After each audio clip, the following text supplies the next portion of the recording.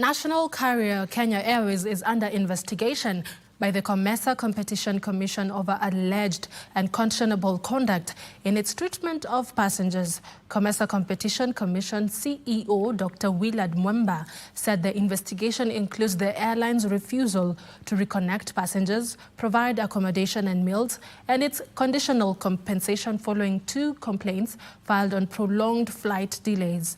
If found guilty, KQ may be fined for the offense, like its Zambian counterpart that was recently fined 2% of its annual turnover for a similar offense.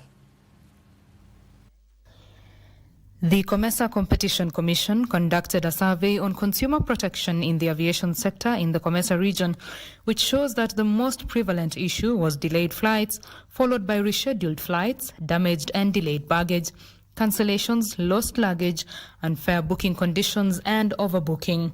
Kenya Airways received the highest number of complaints across most categories, followed by Ethiopian Airlines, Air Mauritius, and Rwandair. Notably, about 72% of consumers affected by cancellations or delays did not receive redress, while 28% of those with baggage issues lacked access to claim information.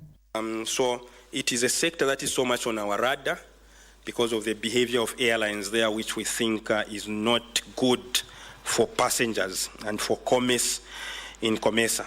But also from a competition point of view, because when you resolve a competition issue, sometimes you have resolved a consumer issue, because competition concerns, when resolved, ultimately they safeguard consumers. The complaints under which KQ is under investigation include an August 2024 flight from Entebbe via Nairobi to Lusaka, Zambia, where a delay caused passengers to miss their connecting flights from Nairobi to Lusaka and from Lusaka to Livingstone.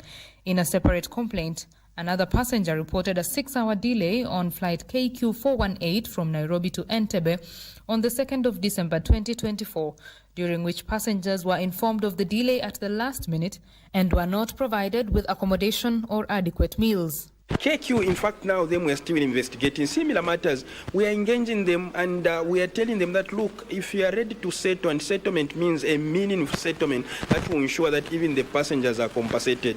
And if that does not happen, then we go in the same direction and recommend for a fine even for KQ. The Commission imposed a fine on Zambia Airways of 2% of total annual turnover in the common market for breach of the regulations.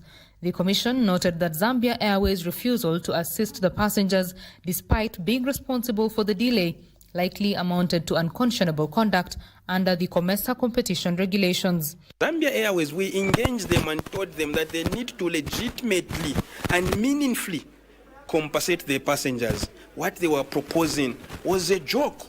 So at the end of the day, we had no option but just to fine them. The Commission has also come up with a guidance letter outlining clear standards for airlines regarding cancelled flights, overbooking, delays, lost or damaged baggage, reimbursement rights, rerouting options, and passenger compensation.